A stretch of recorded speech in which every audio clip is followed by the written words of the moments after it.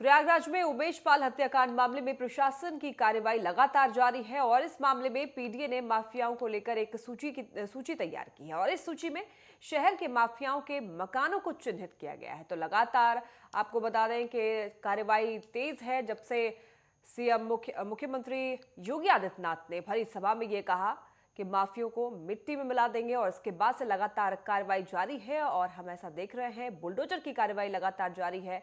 आरोपी पर प्रयागराज में उमेश पाल हत्याकांड मामले में प्रशासन की कार्रवाई लगातार जारी है और आपको बता दें कि इस मामले में पीडीए ने माफियाओं को लेकर एक सूची तैयार की है और इस सूची में शहर के माफियाओं के मकानों को चिन्हित किया गया है जिसका ध्वस्तीकरण किया जाएगा। तो उमेश पाल हत्याकांड के बाद एसआईटी की कार्रवाई लगातार जारी है और साथ ही साथ बुलडोजर की कार्रवाई भी लगातार जारी है। एक राघवेंद्र मिश्रा हमारे साथ जुड़ गए हैं ज्यादा जानकारी लिए। राघवेंद्र, बुलडोजर की कार्रवाई लगातार जारी है उमेश पाल हत्याकांड के बाद और अब सूची भी तैयार की गई है जिसमें कि कुछ लोगों के नाम लिखे गए हैं और अब उनके मकानों को निशाना बनाया जाएगा। पूरी जानकारी दें एक बार। जी बिल्कुल, जिस प्रकार से उमेश पाल हत्याकांड को अंजाम दिया गया था सूत्रों द्वारा अतीक अहमद के इशारे पर और बरेली जेल में बंद उसके भाई अशरफ ने जो साजिश रची थी जेल में बैठकर और मुस्लिम हॉस्टल जो प्रयागराज में कमरा नंबर 36 में सदाकत खान ने पूरा मास्टर ग्रेम रचा था। उसके बाद घटना को अंजाम दिया था। उस हत्याकांड को लेकर लगातार पुलिस और एसटीएफ कार्रवाई तो कर ही रही है। साथ ही साथ पीडीए ने भी अतीक अहमद के करीबियों और उनके मददगारों के खिलाफ भी लगातार एक्शन जारी कर दिया है। नॉन स्टॉप बुलडोजर की कार्रवाई 1 मार्च से जारी है। आज चौथा दिन है। 3 दिन लगातार अतीक के 3 करीबियों पर बुलडोजर चल चुका है। उनके घरों को जमीन रोध किया जा चुका है क्योंकि पीडीए कहना बिना नक्शा पास कराए नोटिस भी जारी की गई थी पूर्व में भी। तो अतीक के जो गुर्गे हैं उनके खिलाफ भी लगातार कार्रवाई जारी है और आज भी पीडीए सूत्रों के हवाले से खबर है कि आज भी पीडीए जो है अतीक के चौथे गुर्गे के खिलाफ भी करेली में एक बहुत बड़ी कार्रवाई करने जा रही, क्योंकि कल ऐसी आशंका थी कि गुड्डू मुस्लिम जो उस समय बम बरसा रहा था उसके घर पर कार्रवाई होनी है चकी इलाके में, क्योंकि मासुद्दीन जो इसका फाइनेंसर था अतीक अहमद तो उसके घर पीडीए ने कार्रवाई की थी। कल गुड्डू मुस्लिम के यहाँ कार्रवाई नहीं हो सकी, किसी कारणवश शाम हो गई थी, रात हो गई थी। तो ऐसी आशंका जताई जा रही कि आज गुड्डू मुस्लिम के घर भी कार्रवाई की जा सकती है पीडीए के द्वारा। साथ ही उसके अन्य जो करीबी हैं जो अतीक अहमद गैंग से जुड़े हुए हैं उनके नात रिश्तेदारों से लेकर करीबियों से लेकर मददगारों से लेकर फाइनेंसर का तो कल मकान गिरा ही दिया था। कौशाम्बी में भी कल जो है मोहम्मद कबी जो इसका मेन शूटर था जो अतीक का करीबी माना जाता था उसका भी मकान जमीन ध्वस्त कर दिया गया था। तो योगी आदित्यनाथ ने जिस प्रकार से विधानसभा में ये कसम खाई थी, शपथ खाई थी कि माफियाओं को उत्तर प्रदेश से मिट्टी मिला दिया जाएगा, तो उनका जो ये एक्शन है जो बुलडोजर एक्शन है, बुलडोजर के साथ साथ एसटीएफ और पुलिस प्रशासन की टीमें भी लगातार छापेमारी कर रही हैं। अन्य प्रदेशों में भी छापेमारी कर रही हैं। हालांकि भले ही अभी पुलिस के हाथ खाली हों हथियारों से, किंतु लगातार पुलिस प्रशासन अपनी सक्रियता दिखा रही है।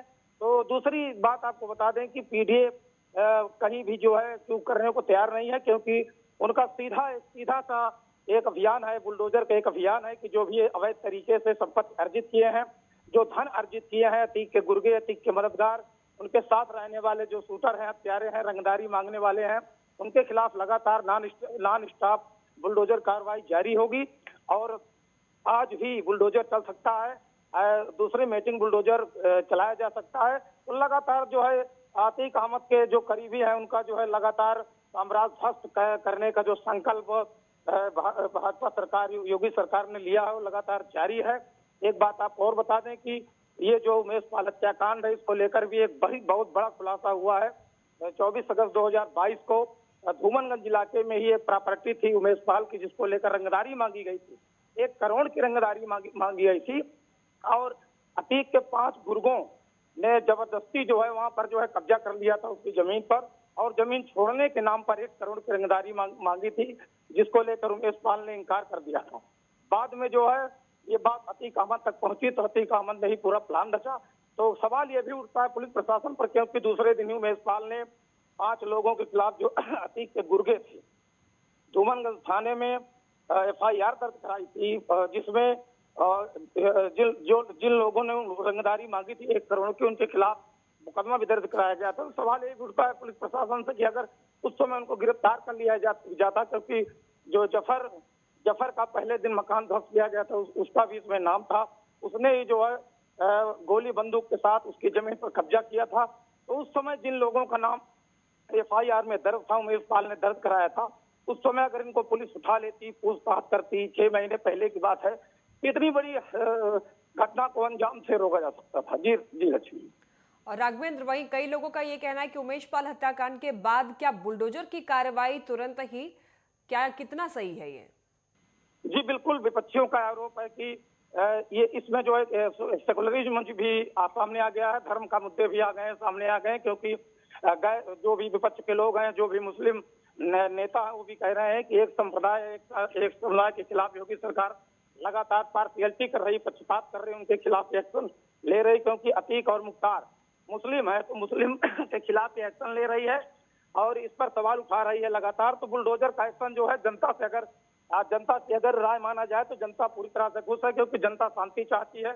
पूरे उत्तर प्रदेश की जनता शांति व्यवस्था और कानून व्यवस्था से खुश नजर आते हैं। उनका कहना है जनता का कि जिस प्रकार से बुलडोजर की कार्रवाई जारी है उससे वो संतुष्ट है, क्योंकि इससे माफियाओं, गैंगस्टर, रंगदारी और हत्यारों को जो एक सबक मिल रहा है। क्योंकि कहीं न कहीं अगर किसी व्यक्ति का नाम आता है जिसका बाहुबली हो, चाहे अतीक हो चाहे मुख्तार हो, बाहुबली के नाम पर जो उसके गुर्गे होते हैं, जो उसके सहयोगी होते हैं, वही पूरी तरह से सक्रिय होते हैं, जनता के बीच भय का माहौल बनाते हैं, जनता में दहशत का माहौल पैदा करते हैं। तो बुलडोजर कार्रवाई जिस प्रकार से जारी है, जनता के हिसाब से पूरी तरह से सही है और योगी सरकार को सभी धन्यवाद दे रहे हैं। जी। और राघवेंद्र, जो सूची तैयार की गई है, माफियाओं के मकानों को चिन्हित किया गया है, उनमें अब तक कितने लोगों को शामिल किया गया है? जी बिल्कुल, जिस प्रकार से जो है PDA ने सूची तैयार की है, 40 करीबियों की सूची PDA ने पूरी तरह से तैयार किया है, प्रयागराज डेवलपमेंट अथॉरिटी ने। और 40 लोगों में 25 शहरी इलाके के हैं और 15 जो है ग्रामीण इलाके के हैं। तो 25 जो सूची तैयार किया, मकानों को भी चिन्हित कर लिया गया। 3 मकान तो ध्वस्त किए जा चुके हैं, आज चौथे मकान पर कार्रवाई होने की पूरी तरह संभावना है।